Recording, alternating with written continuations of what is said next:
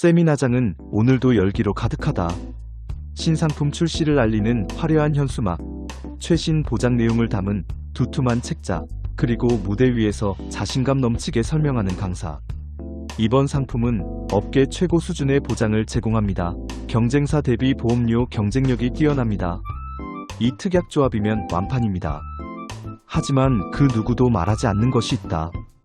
당신이 열심히 판매한 그 보험, 고객이 정말 아파서 보험금을 청구했을 때 보험회사가 어떻게 행동하는지에 대해서는 상품 교육에서 빠진 가장 중요한 챕터. 상품 교육은 보통 이런 순서로 진행된다. 상품 개요, 주계약 및 특약 설명, 보험료 시뮬레이션, 세제 혜택, 경쟁사 비교, 판매 화법. 몇 시간씩 이어지는 교육이지만 정작 가장 중요한 내용은 빠져 있다. 고객이 보험금을 청구하면 우리 회사는 어떻게 대응합니까? 이 질문에 대한 답은 어떤 교육 자료에도 없다. 의료자문 남용에 대해서, 부당한 소송 남발에 대해서, 보험 사기 고소 협박에 대해서 보험약관에도 없는 적정 입원일수 운운하며 이미 지급한 보험금을 다시 뺏으려는 시도에 대해서, 그리고 가장 황당한 다수 보험 가입을 보험 사기로 몰아가는 관행에 대해서 단 한마디도 없다. 당신이 모르는 사이 벌어지는 일들, 당신은 고객에게 열심히 설명했다. 입원하시면 1일당 10만원을 드립니다. 암 진단 시 5천만원을 드립니다. 고객은 안심하고 가입했고 당신은 보험 모집 수당을 받았다. 그리고 2년 후 그 고객이 암 진단을 받고 45일간 입원했다. 고객은 입원비 450만원과 진단비 5천만원을 청구했다. 회사는 지급했다. 여기까지는 모두가 아는 이야기다. 하지만 여기서 끝이 아니다. 1년 후 회사는 그 고객에게 내용 증명을 보낸다. 귀하의 입원 기간은 의학적으로 적정 입원일수를 초과했습니다. 초과 입원비 250만원을 반환하시기 바랍니다. 고객이 응하지 않자 회사는 부당이득금 반환 청구 소송을 제기한다. 그리고 동시에 제안한다. 소송 취하해 드릴 테니 보험을 해지하시죠. 고객은 당황해서 당신에게 전화한다. 설계사님, 이게 무슨 일이에요? 제가 뭘 잘못했나요? 그럴 때 당신은 무엇라고 답해야 할까? 상품 교육에서 이런 케이스를 배운 적이 있는가? 약관에도 없는 내용인데 어떻게 설명하나? 더 큰 문제는 이 모든 것이 약관에 명시되어 있지 않다는 것이다. 당신이 고객에게 건넨 약관 어디에도 적정 입원일수라는 기준은 나오지 않는다.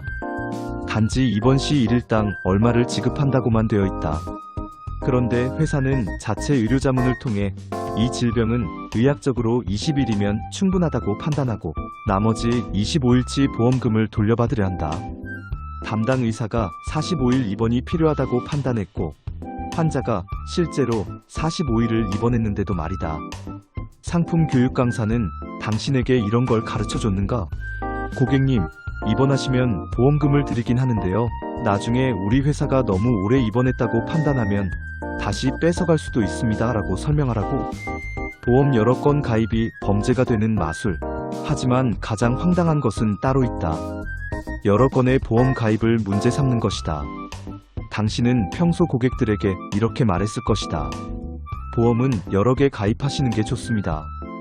A 사건만으로는 부족할 수 있으니 B사, C사 것도 함께 준비하세요. 실손보험이 아닌 정액형 보험은 중복 가입이 가능하고 각각의 회사에서 보험금을 받을 수 있다고 설명했을 것이다. 이것은 법적으로도 전혀 문제가 없다.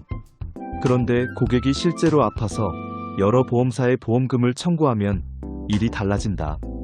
갑자기 회사가 고객을 보험 사기꾼으로 몰기 시작한다. 이 사람은 여러 회사의 중복으로 보험을 가입했습니다. 이것은 보험금을 부당하게 편취할 목적이었습니다. 민법 제103조의 반사회질서 행위입니다. 중복 가입 자체는 합법이다. 하지만 보험사는 다수 보험 가입 플러스 보험금 청구는 곧 사기라는 황당한 논리를 펼친다. 고객이 4개 보험사에 가입해서 총 1억 원의 진단비를 받을 수 있는 상황이라면 1억을 받으려고 계획적으로 가입했다며 보험 사기로 고소하는 것이다. 합법이 범죄로 둔갑하는 순간 더 기막힌 것은 이 논리의 모순이다. 고객이 건강할 때 보험을 여러 개 가입하면 회사는 보험료를 받고 좋아한다. 당신도 보험 모집 수당을 여러 건 받아서 좋다. 고객이 아파서 보험금을 청구하면 갑자기 반사회 질서에 중복 가입이 된다. 같은 행위가 보험료를 낼 때는 합법이었다가 보험금을 받을 때는 범죄가 되는 마술. 상품 교육에서 이런 걸 가르쳐 줬는가? 고객님, 중복 가입은 괜찮은데요. 나중에 진짜 아프시면 우리가 사기죄로 고소할 수도 있습니다라고. 고소장이라는 무기. 보험사는 이런 논리로 실제로 고객을 고소한다. 경찰 조사가 시작되고 고객은 피의자 신분이 된다. 아파서 병원비 걱정하는 사람을 범죄자로 만드는 것이다. 대부분 혐의 없음으로 종결된다. 왜냐하면 중복 가입은 범죄가 아니니까. 하지만 그 과정에서 고객이 겪는 정신적 충격과 수치심은 이루 말할 수 없다. 그리고 고소의 진짜 목적은 유죄 판결이 아니다. 겁을 주는 것이다. 보험금 청구 취하하시죠. 그럼 고소도 취하하겠습니다. 이 보험들 다 해지하시죠. 그럼 합의해드리겠습니다. 고객은 선택의 여지가 없다. 범죄자 낙인이 찍히는 것보다는 보험금을 포기하는 게 낫다고 생각한다. 회사는 정당하게 지급해야 할 보험금을 아끼고 앞으로 지급할 보험금까지 차단한다. 일석이조다. 당신은 이런 걸 팔고 있었다. 당신이 고객에게 판 것은 무엇이었나? 아플 때 보장해드리는 보험이라고 생각했을 것이다. 하지만 실제로는 이런 상품이었다. 아플 때 보장해드리긴 하는데 우리가 보기에 너무 오래 입원하면 돈을 다시 뺏어가고 여러 회사의 보험이 있으면 사기꾼으로 고소하고 소송과 합의를 무기로 해지를 강요하는 보험. 이런 걸 알았다면 그래도 팔았을까? 아니, 알았다면 고객에게 어떻게 설명했을까? 설계사만 몰랐던 보험회사의 또 다른 얼굴. 어떤 고객은 더 억울한 상황을 겪는다. 10년 전에 어사보험 가입. 당신이 판매했다. 5년 전에 비사보험 가입. 다른 설계사가 판매했다. 3년 전에 시사보험 가입. 또 다른 설계사가 판매했다. 모두 정상적으로 보험료를 납부하며 유지했다.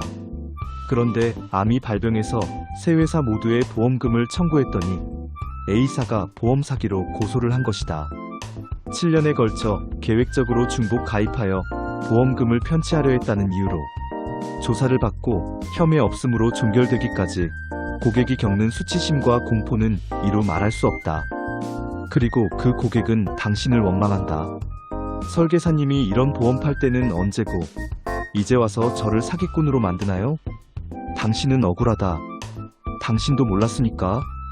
회사가 이렇게까지 할 줄은 몰랐으니까. 아니, 애초에 중복 가입을 권장했던 게 당신이었는데 그게 나중에 고객을 범죄자로 만드는 빌미가 될 줄은 꿈에도 몰랐으니까. 하지만 고객 입장에서는 당신이 회사의 얼굴이다. 상품 교육 때 그 열정적이던 강사는 이제 어디에도 없고 본사 직원들은 전화를 받지 않는다. 결국 모든 원망은 당신에게 쏟아진다. 당신의 명함에 적힌 고객의 평생 파트너. 많은 설계사들이 명함에 이런 문구를 새긴다.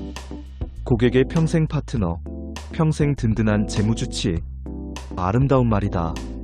하지만 고객이 정말 아파서 보험금이 필요할 때 회사가 온갖 핑계로 지급을 거부하거나 이미 준 돈을 다시 뺏으려 하거나 심지어 범죄자로 몰 때 당신은 정말 그 파트너 역할을 할 수 있는가? 고객은 당신을 믿고 가입했다. 아니, 당신의 권유로 여러 보험에 가입했다. 당신은 회사를 믿고 판매했다. 하지만 회사는 당신에게 가장 중요한 정보를 주지 않았다.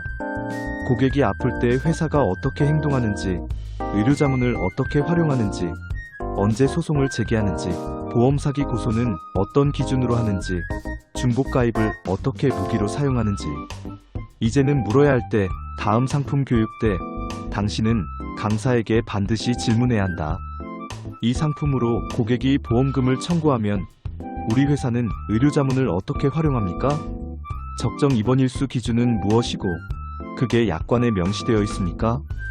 부당이득금 반환 청구 소송은 어떤 경우에 제기합니까? 보험 사기 고소는 어떤 기준으로 결정합니까? 보험을 여러 건 가입한 고객이 보험금을 청구하면 어떻게 대응합니까? 보험을 여러 건 가입할 때는 합법인데 왜 보험금 청구 시에는 반사회질서 행위가 됩니까? 소송이나 고소 취하를 조건으로 해지를 종용하는 것이 회사 방침입니까?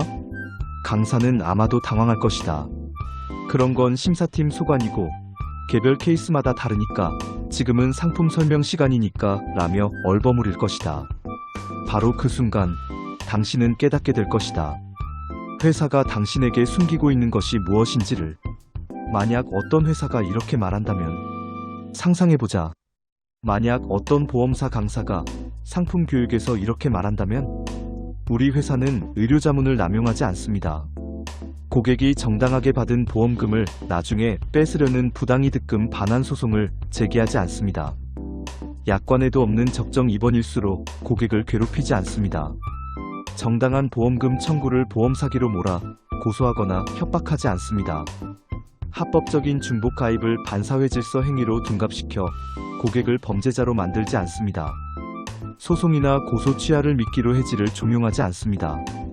만약 정말 그런 회사가 있다면 나는 기꺼이 그 회사 전속 설계사가 되겠다.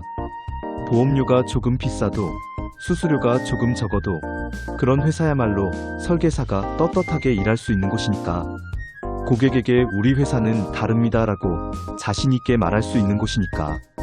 고객이 여러 보험에 가입했을 때 괜찮습니다. 나중에 필요하시면 다 받으실 수 있습니다 라고 당당히 말할 수 있는 곳이니까. 하지만 그런 회사는 없다. 비극은 그런 회사가 없다는 것이다. 대형사든 중소형사든 국내사든 외국사든 정도의 차이만 있을 뿐 비슷한 관행을 가지고 있다. 그리고 그 어떤 상품 교육에서도 이런 이야기는 나오지 않는다. 당신은 오늘도 신상품을 판매할 것이다. 고객은 당신을 믿고 가입할 것이다. 어떤 고객은 당신의 권유로 여러 보험에 가입할 것이다. 그리고 몇 년 후 그 고객이 정말 아플 때 당신은 고객과 회사 사이에서 어쩔 줄 몰라 할 것이다. 상품 교육은 이런 상황에 대처하는 법을 가르쳐주지 않으니까. 중복 가입이 합법에서 범죄로 둔갑하는 마술에 대해서는 한마디도 하지 않았으니까. 설계사여, 알 권리를 주장하라. 당신은 단순한 영업사원이 아니다. 당신은 고객의 평생을 책임지겠다고 약속한 전문가다. 그렇다면 당신은 알 권리가 있다. 당신이 파는 상품이 고객이 아플 때 실제로 어떻게 작동하는지, 회사가 보험금 지급 과정에서 어떤 관행을 가지고 있는지, 중복 가입한 고객을 어떻게 대하는지. 다음 상품 교육 때 침묵하지 마라. 질문하라. 따져 물어라.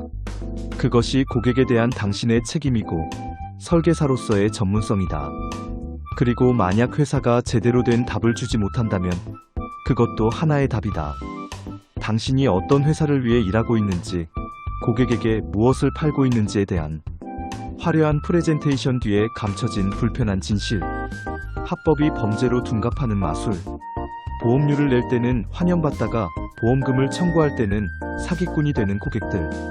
이제는 그것을 직시할 때다.